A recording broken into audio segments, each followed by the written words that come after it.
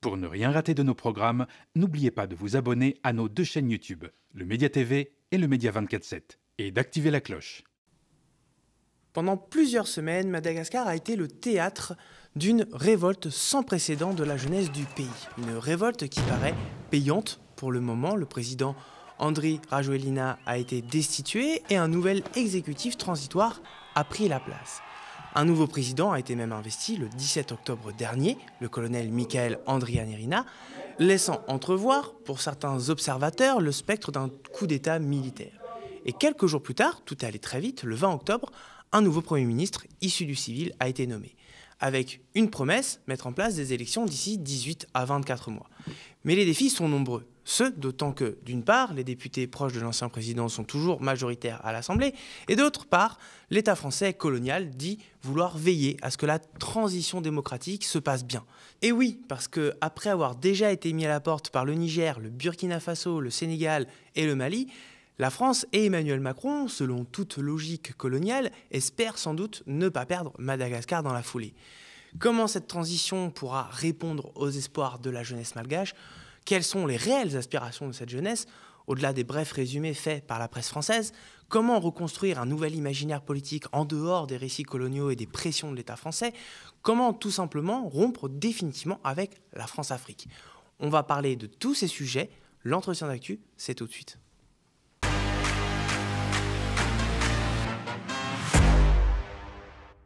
Bienvenue à toutes et à tous. Et pour parler donc de tous les sujets que je viens d'évoquer, je serai accompagné de Hans Rakotonirina. Bonjour. Bonjour Hans, merci d'être sur ce plateau. Tu es doctorante en sciences politiques à l'université Paris 1 Panthéon-Sorbonne et tu es spécialiste donc des luttes anticoloniales à Madagascar. Et je suis aussi accompagné de Marie Ranjanoro. Bonjour. Merci d'être venue aussi. Toi, tu es autrice de Feu, fièvre, forêt, paru aux éditions Latry, qui raconte l'insurrection au Madagascar de 1947 contre l'empire colonial français. Une insurrection qui, on le rappelle, a été très violemment réprimée par l'État français. Et vous êtes aussi co-créatrice du podcast Basi Vavi, qui fait entendre la voix des femmes malgaches. Tout à fait. Rebonjour à toutes les deux, merci d'être venues sur ce plateau. Alors, avant de démarrer la discussion, notre échange, j'aimerais d'abord qu'on écoute Yannick. Si vous nous suivez sur les antennes du média, vous avez peut-être déjà vu son interview sur la chaîne le YouTube, le Média 24/7. Yannick est militant donc, du mouvement dit Gen Z. Il explique que selon lui, la gouvernance d'Andry Rajoelina était assimilable à une dictature. Et il le décrit aussi comme, je cite, le pire président de l'histoire. C'est une sorte de dictature très forte qu'on a subie, où on pouvait même plus s'exprimer on peut pas s'exprimer dans la rue, on peut pas s'exprimer sur les réseaux sociaux, où on risquait d'avoir ce qu'on appelait le cacase, des gens des forces de l'ordre, où on sait pas qui viennent chez vous et vous embarquent. Et il n'y avait pas que ça, il y avait aussi un tas de décisions en fait, du gouvernement qui nous empêchaient où on voyait qu'ils faisaient des choses avec l'argent, genre créer un téléphérique, alors que l'argent utilisé pour créer le téléphérique, il aurait pu être utilisé pour réparer les canaux pour l'eau, ou payer pour l'électricité, ou même construire des écoles là où il y a un véritable manque d'écoles. Il n'y a aucun dirigeant qui a été pire que lui, selon moi, parce que d'après mon vécu, j'ai jamais vécu pire. Et franchement, l'arrivée au pouvoir du colonel, c'est de l'espoir. Il y a la peur, mais il y a de l'espoir, parce que il promet des choses. Et c'est pas juste des promesses où il dit pas des trucs dans l'air comme Ratsuel, mais il est plus dans l'action. Enfin, on espère, parce que là, il commence, mais on a vraiment beaucoup d'espoir d'arriver à changer tout cet appauvrissement. Du coup, nous, on est contents. Alors, est-ce que, Marie, je me tourne vers toi, est-ce que tu partages le constat de Yannick sur l'ancien président du Madagascar ? Alors, je ne sais pas selon quels critères, effectivement, on peut décrire un pire président, quelle échelle on peut évoquer. Mais effectivement, nous atteignons des sommets de pauvreté. Sous le mandat de Radouane, la première famine qui a été marketée comme une famine induite par le réchauffement climatique, mais qui est en réalité aussi complètement imputable à l'ingérence française et à la mauvaise gestion en fait, des territoires par ce président-là. Énormément de sujets et peut-être on va le rappeler au cours de l'entretien, mais la crise énergétique, elle est au cœur des revendications de ces jeunes. Et M. Radouane a pris soin donc de nommer à la tête de la compagnie d'eau et d'électricité de Madagascar nationale, la JIRAMA, M. Ron Weiss, qui est un résident israélien, ancien CEO de la Rwanda Energy Company et ancien haut dirigeant de la Israel Electric Company. Tout ça intervient également dans un contexte où il y a un partage, un gaspillage des ressources naturelles et des territoires en fait, de Madagascar. Il y a eu un énorme scandale sur la cession à Daewoo d'un territoire qui serait équivalent à la Belgique. La cession pour un contrat de 90 millions de dollars pour la réalisation d'agropoles, donc de partenariats agricoles avec Israël.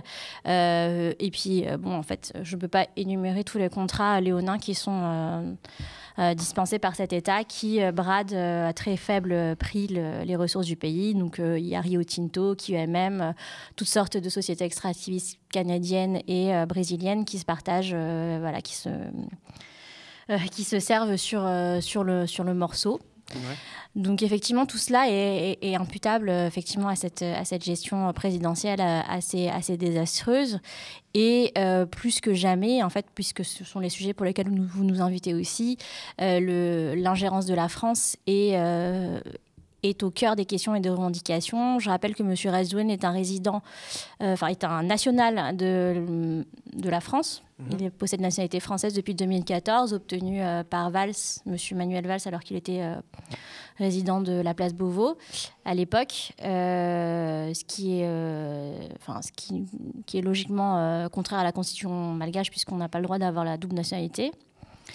Et cette personne, et M. Radouane, en fait, continue d'avoir des liens extrêmement opaques avec la France, avec des paradis fiscaux, avec des financiers de tous bords et du plus ou moins louche. Oui, puis on a vu aussi les façons dont il avait été exfiltré du Madagascar au moment des révoltes sociales, mais on reviendra peut-être là-dessus plus en détail. Je me tourne vers toi, Hans, parce que sur la première partie du magnéto, on avait l'impression que Yannick, il témoignait aussi d'aspirations qui dépassent aussi simplement ce qu'on peut en dire dans les différents médias, où c'est contre la corruption, pour les questions justement de précarité énergétique, mais il témoigne quand même d'aspirations beaucoup plus profondes, de changements politiques plus profonds que ça. Oui, totalement. C'est hyper intéressant de voir l'évolution même juste l'évolution des pancartes qui ont été utilisées durant les manifestations. C'est-à-dire qu'on part sur des revendications très matérielles du quotidien qui, d'ailleurs, je le précise, ne sont pas vécues de la même manière par tous les Malgaches. On a quand même la majorité des Malgaches dans les milieux ruraux qui sont encore très loin d'avoir l'électricité tous les jours, très loin d'avoir de l'eau très facilement. Donc, les revendications de la jeunesse urbaines sont parfois aussi un peu différentes de celles des milieux ruraux. Donc au début, on part sur des questions matérielles et puis très vite, on se rend compte, même sans la présence d'une organisation, d'un leader, d'un parti politique qui pose une idéologie, qu'en fait, il y a des ramifications. Que si on n'a pas d'eau, c'est qu'il y a une panne des services publics. Que s'il n'y a pas de services publics, c'est qu'il n'y a pas d'argent. Mais pourtant, on a beaucoup d'argent, que ça soit... On a beaucoup de ressources naturelles et on a l'air de recevoir beaucoup d'argent des organisations internationales. Donc là, quand ces questions ressortent, où est cet argent ? Qui le garde ? Comment il est partagé ? Et donc en fait, très vite vient la question de la corruption, mais la corruption, c'est pas un mot vague, abstrait comme ça, c'est que derrière, il y a vraiment des familles, depuis des années, depuis des générations, il y a des hommes politiques qui tiennent leur poste depuis des générations et qui bougent, en fait, dans les différents organes institutionnels. Et voilà, et au final, ce qui est ressorti au bout de quelques jours de mobilisation, c'est Milorad Čavović, on a besoin d'un nouveau système. Parce que, en fait, on ne peut plus s'arrêter, on ne peut plus arrêter de citer tous les problèmes matériels et du système politique qui est en place. Donc, ouais, ça s'approfondit très, très vite au cours des manifestations. Ouais. Comment on pourrait aussi peut-être mieux analyser, si je puis dire, le mouvement dont on parle tout le temps dans le cas du Madagascar, mais pas que, parce que maintenant, il y a le Pérou, il y a le Maroc, il y a eu le Népal, il y a eu l'Indonésie, etc. Comment vous voyez un petit peu ce mouvement dit Gen Z, et surtout, est-ce qu'à un moment donné, il n'y a pas quelque chose aussi qui n'est pas uniquement réductible à cette catégorie de la population, mais qui en fait traduit aussi des aspirations qui concernent toute la population malgache et qui est revendiquée par un plus large pan de la population malgache? Marie? Alors effectivement, le terme de Gen Z est celui qui est ressorti le plus dans les médias parce qu'il y a une facilité aussi d'étiqueter le mouvement. Parce qu'effectivement, il y a une convergence avec les mouvements qu'on voit depuis 1 an et demi, 2 ans, à partir du Sri Lanka, du Bangladesh, du Népal, maintenant du Pérou, effectivement, et du Maroc. Qu'est-ce qui revient en fait, et pourquoi le terme de génération Z il est aussi tout de même important, c'est qu'on parle de pays où la pyramide démographique elle est largement représentée par des personnes qui ont moins de 25 ans, voire moins de 15 ans. Madagascar, c'est un pays avec une population très très jeune. Et pour autant, en fait, comme l'a dit Hans, il y a une question d'accaparement des ressources et des pouvoirs par des familles qui sont là depuis très très longtemps et qui est aussi une génération. Et en fait, ce qu'il faut comprendre, c'est que dans ce contexte malgache en particulier, nous, à Madagascar, on a ce qu'on appelle le Reyamanjen, qui est le respect à une autorité parentale qui peut dépasser l'autorité parentale familiale, mais qui concerne aussi l'autorité gouvernementale, l'autorité à l'échelle de la communauté. Et en fait, ce qui est extrêmement, qui est extrêmement nouveau dans ce mouvement-là, c'est qu'effectivement, on a des jeunes qui se rebellent contre cette autorité-là, alors que c'est complètement...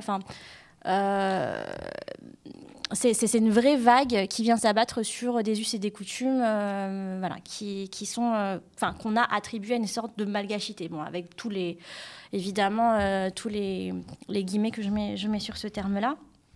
Moi, ce qui me trouble beaucoup, c'est que, en fait, on a aussi beaucoup comparé cette vague au mouvement de 2009 qui a donné l'émergence de André Rajoelina. Oui, parce que c'est vrai qu'il a été élu, il est arrivé à la présidence après ces mouvements. Pour faire un petit rappel, il était alors maire de Antananarivo, qui est un tremplin politique comme l'était son prédécesseur, Marc Ravalman, et il a obtenu le pouvoir par la rue, avec une espèce de similarité de scénario.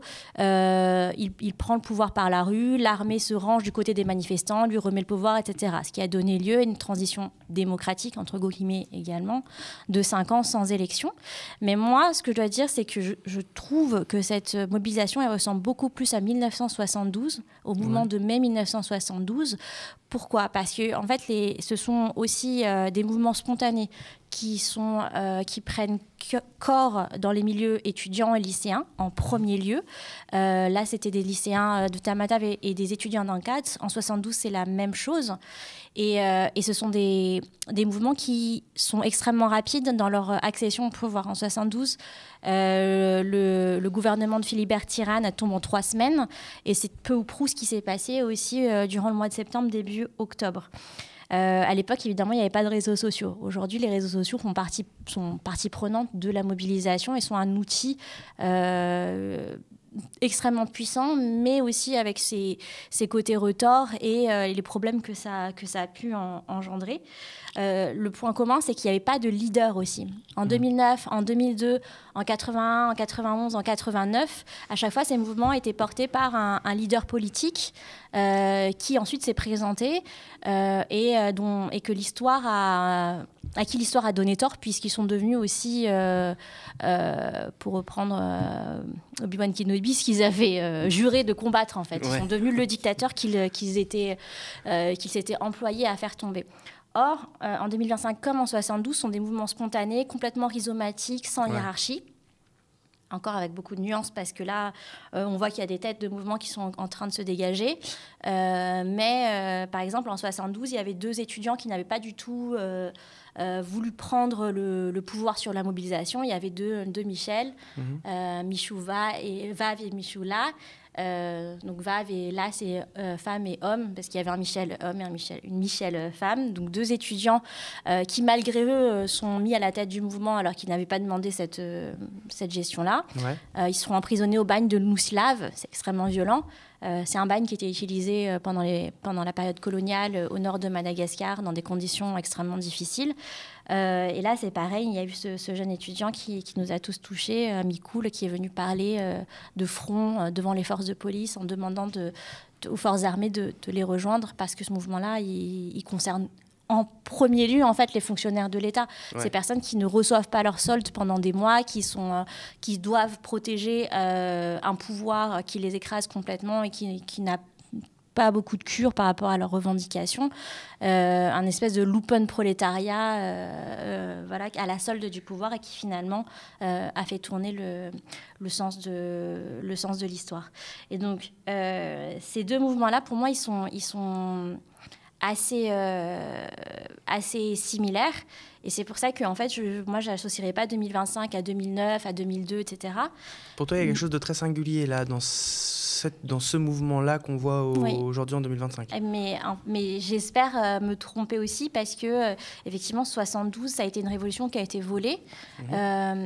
En 72, en fait, au cœur des revendications, c'était la fin de la coopération avec la France. Donc ça, c'est vraiment aussi cœur dans les revendications de ces jeunes, de la population. C'est mettre fin au système de coopération, mettre fin à l'éducation à 2 vitesses, entre la malgachisation de certaines institutions éducatives et le français qui reste la langue officielle pour les élites. Et donc, il y a un parallèle très, très fort. En revanche, oui, effectivement, en 72, cette révolution est volée. En 75, alors qu'il y a une vague on est en pleine guerre froide, on est en plein mouvement des non-alignés, et la France ne peut pas laisser son précaré tomber. La France, qui est à l'époque officiellement dans le bloc de l'Ouest, ne peut pas se permettre de perdre Madagascar. Et donc, sous couvert d'assassinats, complots, etc., elle réussit à reprendre la main sur ce pays-là. Donc, j'espère que 2025 va trahir cette fin de 72, parce qu'elle est extrêmement tragique. Qu'est-ce que tu en penses, toi, Hans ? Est-ce que, comme Marie, tu espères que justement cette fois il y ait vraiment quelque chose de singulier qui s'opère déjà dans la société malgache, donc qui part des jeunes mais qui englobe la société tout entière, et qui ensuite se traduit en véritable changement politique et institutionnel aussi? Je pense que c'est ce qu'on espère, que beaucoup d'entre nous espèrent ça, et je pense que ça va se jouer sur plusieurs points. Un truc qui est quand même à comparer entre 72 et 2025, donc en effet, moi je m'aligne avec Marie, c'est ce qui est le plus proche, parce que ça fait très longtemps en fait qu'on n'a pas eu de mouvement de masse, mais c'est-à-dire transclasse, transrégional, et aussi interprofessionnel, avec plein de corps différents. Et comme en 72, les étudiants sont rejoints petit à petit. Donc là, par exemple, on voyait des fonctionnaires rejoindre la douane. Là, aujourd'hui, la société qui gère du coup l'électricité, les employés ont annoncé se mettre en grève. Donc on a ce truc de convergence des luttes. Mais je pense que, et notamment de la part des aînés qui ont connu la révolution confisquée de 72, il y avait des craintes. Sans leader, vous allez où ? Vous allez proposer quel type de régime ? Comment vous voulez enlever en fait tout ce qui était là depuis des années ? Et en fait, je pense que la force de la jeunesse, c'est qu'ils ont connu que ça. Et ils ne vont pas l'accepter. Donc c'est pour ça qu'ils ont très vite monté le niveau, comme en 72. on part d'une demande d'égalisation dans le milieu éducatif et on monte très vite aux accords de coopération parce qu'on fait des liens. Et là, c'est pareil, ça va très très vite. Et en fait, je pense que pour la Gen Z, ils ont gagné sur un truc, c'est qu'ils ont résisté pendant très longtemps sur la question de l'horizontalité. Et ils le rappelaient, on est vraiment sur une communication assez fascinante. Ils sont sur les réseaux sociaux en train de menacer le président. Menacer dans le sens, on lui donne des ultimatums. Vous arrêtez les répressions, vous démissionnez, vous enlevez votre gouvernement, sinon nous on va dans la rue. Et c'est vraiment, 24 heures, 48 heures. Ils ont vraiment engagé un rapport de force frontal avec... Ils ont renverser le rapport de force, on peut le dire. Ils ont renversé le rapport de force, en tout cas pendant les manifestations même. Et ça se voit, hein, la manière dont la répression s'est organisée, c'est parce qu'en face, c'était très, très solide. Et on a beau dire que c'est un mouvement qui est spontané. Moi, je sais pas, je pense que c'est une convergence qui est spontanée, mais c'est des jeunes qui, depuis très longtemps, se disent qu'il y a un problème. Le terreau, il était fertile. La crise, elle allait arriver, la crise dans le sens, la contestation, elle allait arriver à un moment donné. Et donc là, l'enjeu pour les jeunes, c'est de garder ce rapport de force qu'ils sont en train de doucement perdre avec ce dont on va parler après sur le nouveau gouvernement, et aussi d'inclure tous les jeunes et d'inclure leur soutien. Donc Génération Y, on les a vus, il y en a qui ont affiché leur soutien à la Gen Z en les aidant sur les soins, sur l'alimentation ou sur les réseaux. Mais là, il y a aussi l'enjeu, comme je le disais tout à l'heure, de penser à la jeunesse qui n'est pas dans les centres urbains. Et là, le rapport de force, il n'y a plus de questions, en fait. Ils ont la rue, c'est fini. C'est fini. Donc ça va être l'enjeu de ne pas rester sur le noyau dur de la capitale ou des grandes villes qui ont organisé la Gen Z, de s'étendre, de faire comprendre à tout le monde que les manifestations doivent continuer, ou du moins le rapport de force doit être maintenu.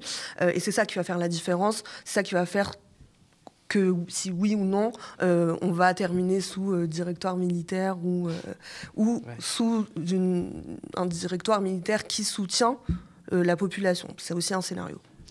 Mais justement, Marie, effectivement, comme tu le dis, Hans, c'est allé très vite, hein, en quelques jours. Rajoelina s'en va, il est destitué, puis ensuite, tout de suite, un colonel prend la place. Il est investi le 17 octobre, le 20 octobre, un nouveau Premier ministre est nommé, un Premier ministre issu de la société civile. Donc, voilà, mais... On se doute que dans tout ça, il y a peut-être aussi un peu de communication, genre attention, non, vous inquiétez pas, ça ne sera pas une dictature militaire, je ne sais pas. Mais au-delà des récits un petit peu ethnocentristes qu'il peut y avoir de France sur « ah là là, c'est un colonel, donc forcément des juntes militaires qui va se mettre en place, etc. » Qu'est-ce qu'on peut dire de ce nouvel exécutif qui est mis en place ?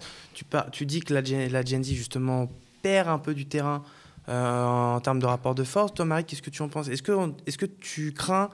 de là où on est, hein, évidemment, mais est-ce que tu crains on se retrouve comme en 72, et ce que tu évoquais tout à l'heure, sur une nouvelle révolution volée ou Alors, nous, on n'a pas des pouvoirs divinatoires. On a un art divinatoire à Madagascar, mais on n'a pas amené nos noyaux de litchi là pour faire le Sikid. Donc, on ne peut pas vous répondre sur le futur. On ne peut que évoquer effectivement les fantômes du passé. Le pouvoir militaire a quand même toujours rendu le pouvoir à une société civile à un moment donné ou à un autre. À l'exception peut-être de Ratir, qui effectivement est un militaire issu des classes françaises, etc. C'est un rare, un amiral de la marine française. Le scénario effectivement très ethnocentré et l'analyse calquée de la France sur la situation, c'est le contexte où elle vient de perdre les AES, l'Alliance des États du Sahel. On est vraiment dans une espèce de théorie des dominos dont la France a vraiment, vraiment peur, puisque au cours des 2-3 dernières années, le Tchad, qui était réputé comme imperdable par la France, le Burkina Faso, le Mali, le Sénégal dans une très moindre mesure. Mais, le Sénégal, ça prend ses distances en tout cas. Sont sortis du giron français. Et c'est aussi dans ce cadre-là que la visite présidentielle de Macron, qui quand même a eu lieu cette année, il faut le rappeler, nous n'avons pas eu de visite de chef d'État français à Madagascar depuis 2005, depuis le président Chirac. Cette visite, j'aimerais revenir très rapidement dessus parce qu'elle porte énormément de symboles pour moi. Elle se fait du coup dans le cadre d'un chef d'État qui en visite un autre, avec la symbolique culturelle de la restitution des restes humains des princes à Calaves, qui sont des restes humains confisqués pendant la campagne de Gallieni en 1895 et qui dorment de façon très morbide dans les sous-sols du quai Branly depuis. Donc cette restitution, elle était vraiment dans les tablettes depuis longtemps. Il a été choisi l'année 2025 pour faire cette cérémonie de restitution, alors que M. Emmanuel Macron et Mme Rachida Dati, ministre de la Culture, devaient rendre en main propre. Il y a eu des problèmes de calendrier. Mais cette visite s'est quand même faite avec en sous-texte, évidemment, la perte des AES dans le giron français, mais aussi la signature d'un contrat hydroélectrique de l'EDF à Madagascar pour un barrage, pour la construction d'un barrage. J'ai rappelé qu'il y a vraiment beaucoup de sociétés françaises qui ont des intérêts à Madagascar, alors que ce soit Canal+, par laquelle en fait on a la télé dans tout Madagascar. On ne peut pas avoir la télé nationale malgache si on n'a pas le bouquet Canal+ en province. Let that sink in, ok ? Enfin, il faut vraiment assimiler cette information. Bouygues, Vinci, qui sont les principaux vainqueurs d'appels d'ordre pour la construction des infrastructures à Madagascar. Donc déjà, dans un contexte où en France, les appels d'offres ne sont pas forcément les plus propres, gagnés de façon les plus propres. Alors, il faut s'imaginer ce que ça veut dire dans le contexte franco-malgache. Troisième élément, qui est aussi le plus important pour moi, qui est un enjeu que vous allez appeler néocolonialiste, et qui, pour moi, le préfixe néo n'a même pas lieu d'être. Oui, on est toujours sur du colonial. C'est du colonialisme. La réclamation des îles éparses par Madagascar, qui sont toujours sous joug colonial français. Et alors, je vous enjoins à aller regarder les images des différentes visites des représentants français, des préfets de la Réunion, etc., sur les îles éparses. On est dans une espèce de symbolique, de scénographie totalement coloniale, avec ces... moi, c'est ce que je décris dans mon roman. Ça, ces uniformes blancs, il manque juste le casque à pointe et vous êtes complètement sur un décor d'époque.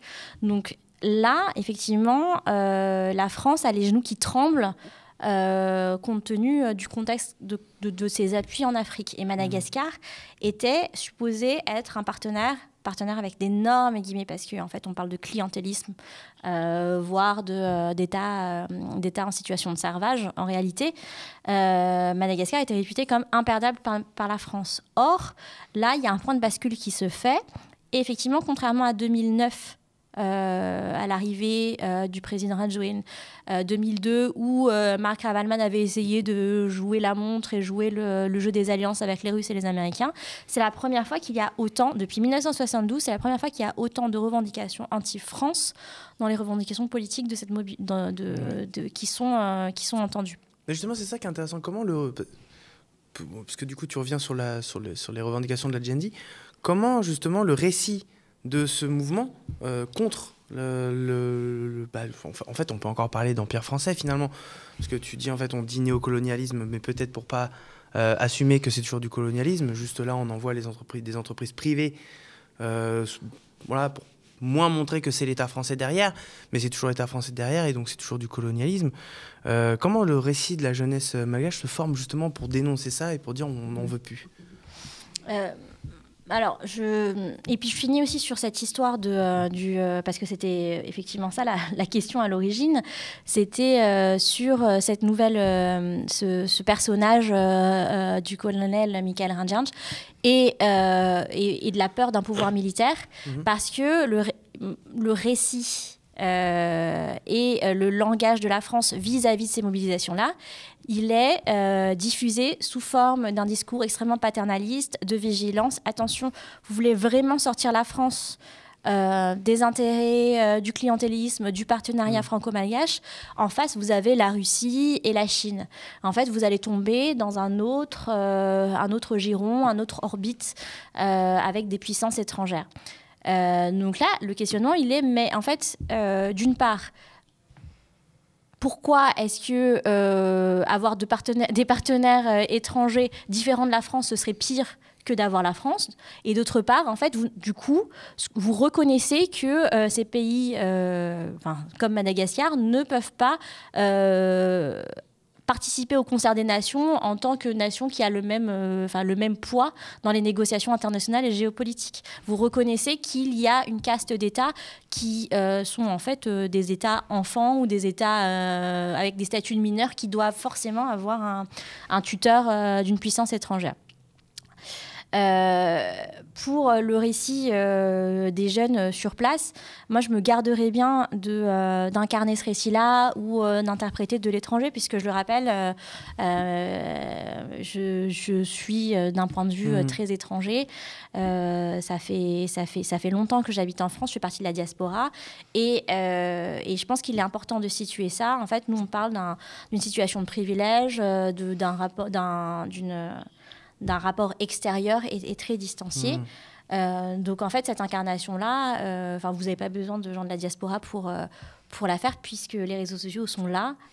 Les prises de parole, elles ont été nombreuses, elles ont été puissantes et elles ont été effectivement, comme a dit Inde, très claires dans leurs revendications. Ouais. Ce récit-là, il existe partout sur les réseaux sociaux, en fait. Il n'a pas besoin d'être incarné par des représentants. Ok. Hans, sur la question parce que j'avais posé tout à l'heure la question sur le nouvel exécutif, je pose la question de façon un peu bête, mais est-ce qu'elle est tout de même à même de répondre aux exigences de ces mouvements sociaux qui ont eu lieu, et notamment sur cette exigence de mettre la France, de sortir du giron de la France? Alors, juste pour préciser, la question de sortir du giron de la France, elle est arrivée... En fait, c'est une question qui plane tout le temps. C'est-à-dire que je m'aligne avec Marie quand elle dit c'est la première fois depuis 72 qu'on a ça en fait sur des banderoles. Par contre, la question de sortir la France du rapport avec la France, elle a été réactivée en 2023 pendant la réélection de Rajoelina. Et donc, la question de sa binationalité a cristallisé ces questions-là. Et donc, c'est la continuité de ça, de questionnements qui sont là depuis des décennies, qui éclatent.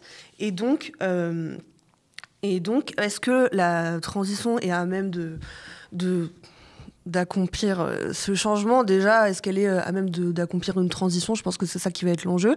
Le mot transition, Madagascar connaît.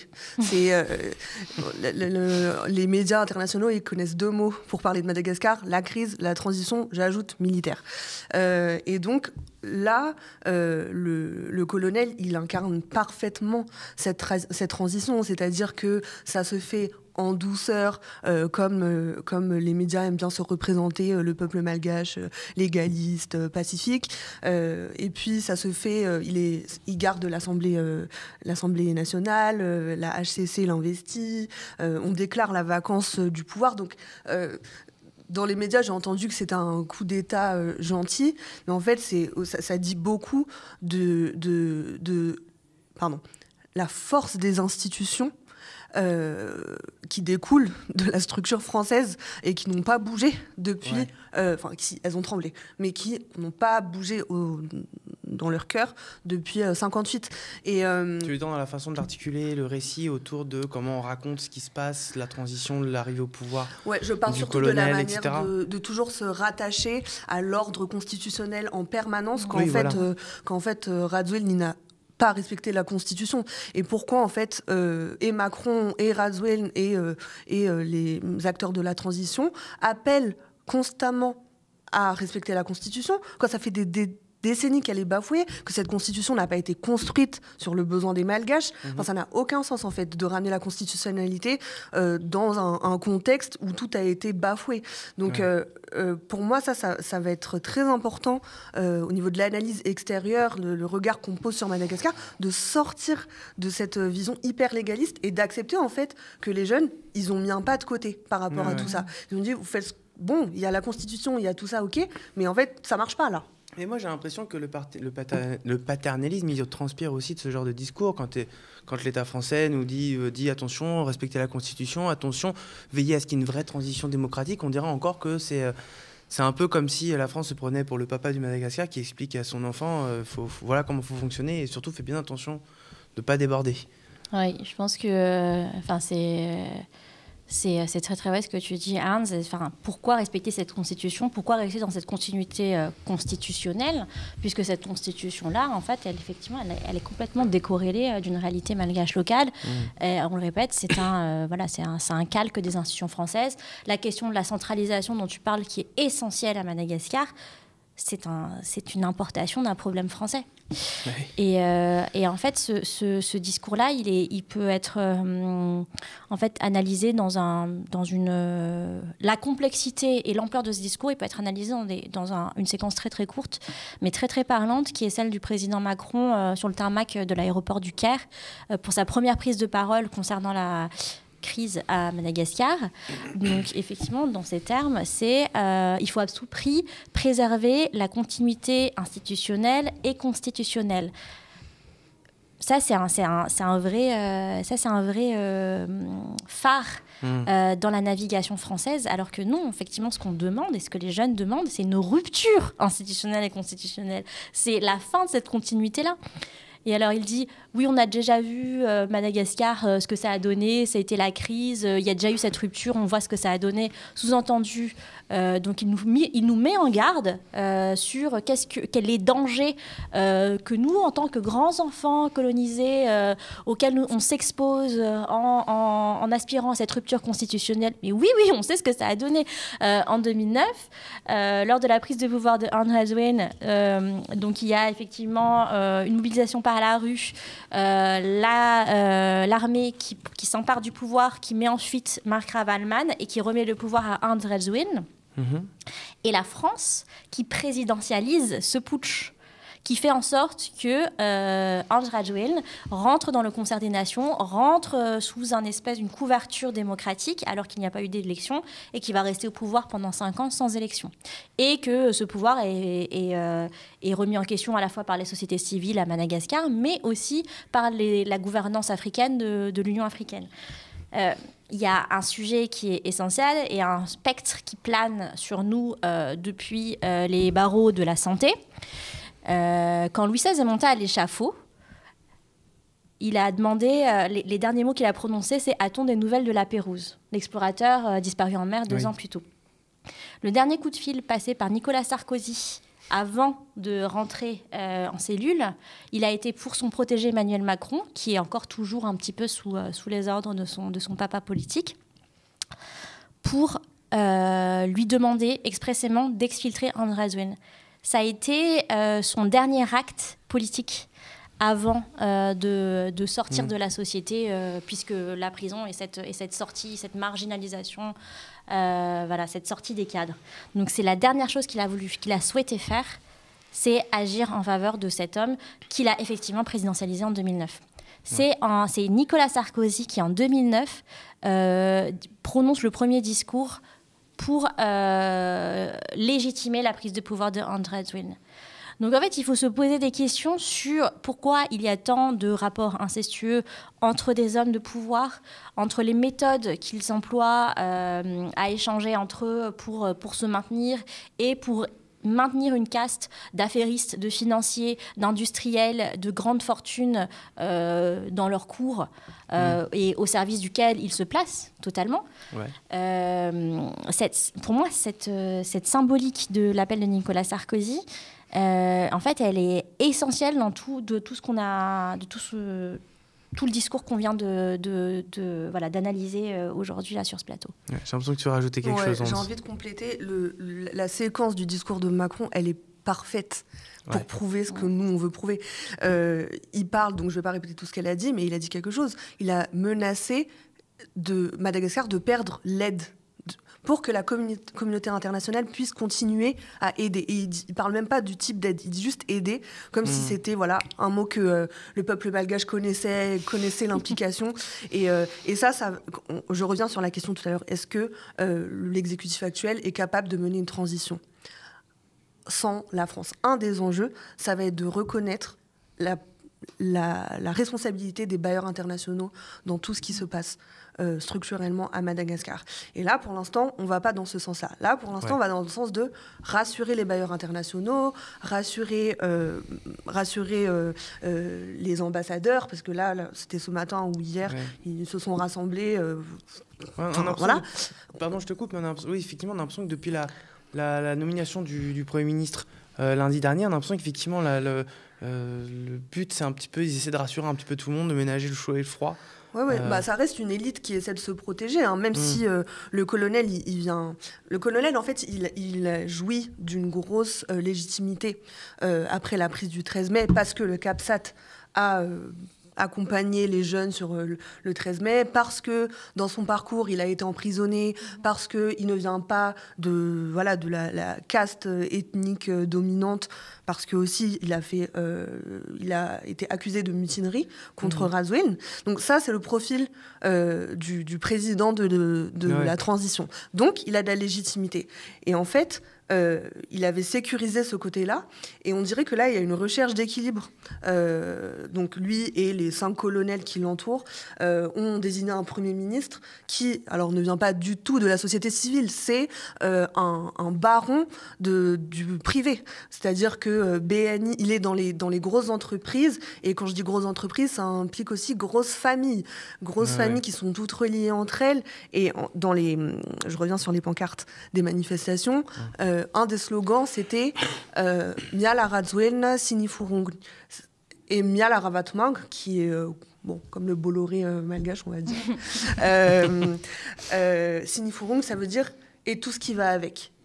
Et toutes les élites financières, politiques, toute la bourgeoisie qui va avec doit sauter.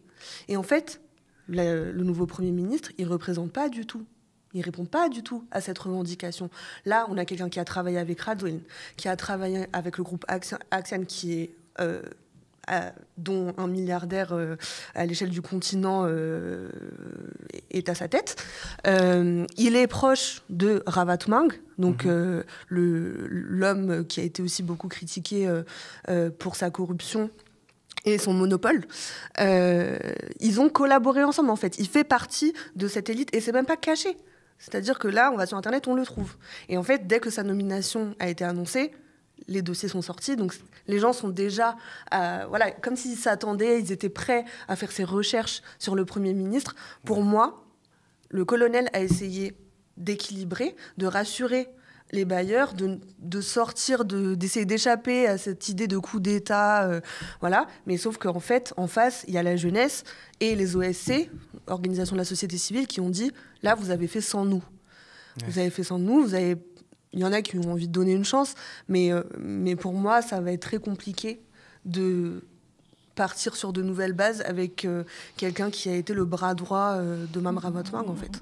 Tu partages l'analyse de Hans, Marie ? Ah oui, complètement. En fait, il y a vraiment un sujet dans la nomination de ce Premier ministre, et ça a été, comme tu le dis, instantané, en fait. Il n'avait même pas installé ses valises dans les couloirs de la primature avant que, effectivement, toutes ces affaires ressortent, en fait. Mais puisque ces affaires de corruption sont au grand jour, effectivement, les liens extrêmement opaques qui se nouent, tu parles de caste dominante, il y a à Madagascar le système des 400 familles. Les 400 familles sont les familles les plus nobles des collines, de la noblesse tananarivienne, etc. Et en fait, effectivement, ça, c'est un des enjeux majeurs pour cette révolution, c'est qu'elles prennent effectivement en province, c'est qu'elles prennent dans les milieux ruraux. La ruralité, c'est 95% de la population malgache. C'est celle qui est la plus concernée par les revendications qu'on a énumérées un peu avant. Et il y a un sujet pour moi qui me... Enfin, En plus des enjeux que tu cites, effectivement, le rôle des bailleurs essentiel, toutes les institutions financières qui, sous couvert d'aide au développement, ont la main mise sur l'économie et toutes les économies mondiales, c'est que, en fait, en 72, il y avait un modèle économique alternatif qui existait. Aujourd'hui, en 2025, la jeunesse n'a pas connu autre chose que le capitalisme. Elle n'a même pas connu l'espoir d'autre chose que le capitalisme globalisé, en fait. Et ces institutions, ces bailleurs-là, sont le bras armé du capitalisme, en fait. Que ce soit l'Union européenne, le Fonds monétaire international, la Banque mondiale, en fait, ce sont des institutions qui ne sont pas neutres, qui ne sont pas juste là pour appuyer les institutions locales, le pouvoir local, les sociétés civiles, l'entrepreneuriat. Non, en fait, elles ont un agenda qui est très clair, qui est celui du libéralisme, qui est un faux libéralisme en plus. De toute façon, l'Argentine est un très bon laboratoire de ce que le FMI et la Banque mondiale sont capables de faire de pire. Dès lors qu'ils viennent aider un pays. Il y a plus de 200 pays, il y a plus de 200 cas de figure de comment en fait ces institutions-là... J'en citais un emblématique, mais voilà. effectivement. Mais même à l'échelle de l'Union européenne, en fait, il y a une colonisation intra-européenne, comment la Grèce a été traitée, comment l'Espagne a été traitée. En fait, et vous êtes... ça, ce sont les exemples les plus proches de vous. Sur la question des 2% de déficit, sur aujourd'hui le discours de la dette. Nous, à Madagascar, effectivement, on est en permanence abreuvé par ce discours du bâton et de la carotte. Attention, si vous ne suivez pas un ordre mondial globalisé, capitaliste, libéral, vous perdez la carotte des aides. Mais en fait, ces aides-là, elles n'ont jamais aidé qui que ce soit. Et en fait, ça n'est pas anodin que l'argent qui est envoyé par les diasporas à l'étranger pour les populations, il est 10 fois supérieur à l'aide internationale, à l'aide internationale de développement. En fait, cette aide-là, ça n'est qu'un outil de domination coloniale et un outil de maintien d'un système économique qui est le capitalisme et qui nous maintient aussi dans une illusion qu'il n'y a pas d'alternative, qu'on ne peut pas sortir de ce système-là et que, en fait, tout ce qui pourra sortir des sentiers battus sera vu comme une menace. Mais attention, vous voulez quoi ? Vous voulez la Russie ? Vous voulez la Chine ? Qu'est-ce que vous voulez ? Qui sont aussi des acteurs capitalistes en plus. En fait, c'est ça qui est le pire dans ce discours d'épouvante. C'est que de toute façon, vous n'allez sortir d'un Caraïbe que pour rentrer dans un Scylla, en fait. Donc c'est ça qui, moi, m'inquiète en fait par rapport à 72, d'autant plus, c'est ce manque d'alternative et ce manque d'espoir, en fait. Hans, tu veux peut-être rajouter quelque chose à l'analyse que vient de faire Marie ? Oui, je rebondis sur la question du néocolonialisme. Et sur les interdépendances, sur le fait qu'en 72, on avait l'alternative socialiste, etc. Là aussi, un des enjeux, c'est l'étouffement idéologique que produit la France, mais pas que, sur Madagascar. Et pas que. Madagascar, ça fait des décennies qu'on est sous ultralibéralisme, parce qu'il y a plusieurs sujets, parce que c'est l'ordre mondial, mais aussi parce que toutes forces socialistes ont été diabolisées. En fait, toute forme d'organisation alternative proche du socialisme ont été diabolisées. Et donc, pour moi, ces liens, ces interdépendances, c'est pas juste une relation entre Sarkozy et Rajoelina qui est présent à l'investiture. Il a investi dans sa campagne, il est présent à l'investiture. Donc, le financier, le symbolique, mais il y a aussi l'idéologique. Rajoelina et Sarkozy, ils sont très proches dans leur manière de concevoir le fait d'être président, le fait d'être un hyper-président, le fait de prioriser l'ultralibéralisme, les entreprises, le service public, on n'en parle même pas. Donc moi, je pense que c'est très important aussi, au-delà du lien entre les conditions de vie des Français et des Malgaches, de comprendre qu'il y a une casse des droits sociaux et du service public dans un pays qui, dans le sud global, se défend comme leader des droits fondamentaux et qui est directement qui circule très rapidement entre ces élites politiques, en fait, et qui fait qu'à Madagascar, on dirait qu'on n'a pas d'autre alternative. Donc là, pour moi, ce qui est porteur d'espoir depuis la diaspora, évidemment, donc je dis ça vraiment en toute humilité, je ne suis pas sur le terrain, je discute avec les amis qui sont sur le terrain, mais moi, mon regard, c'est que je ressens une grande respiration. Ça fait depuis très longtemps qu'on n'a pas d'espoir de créer quelque chose d'autre. Et je l'avais dit un peu plus tôt, ça va être l'enjeu des jeunes, quoi, qu'ils assument qu'en fait, ils ne veulent pas de négociation. Et voilà, je pense à l'interview de l'ex-directrice de cabinet de l'ex-président, Lou Varinel, qui est... je la mentionne, mais parce qu'en fait, elle, voilà, typiquement, elle est le parfait exemple de cette coopération et de ces élites binationales qui traversent, qui passent de poste en poste, que ça soit sous la Macronie, que ça soit sous Rajoelina, que ça soit dans des sombres discussions sur la France-Afrique.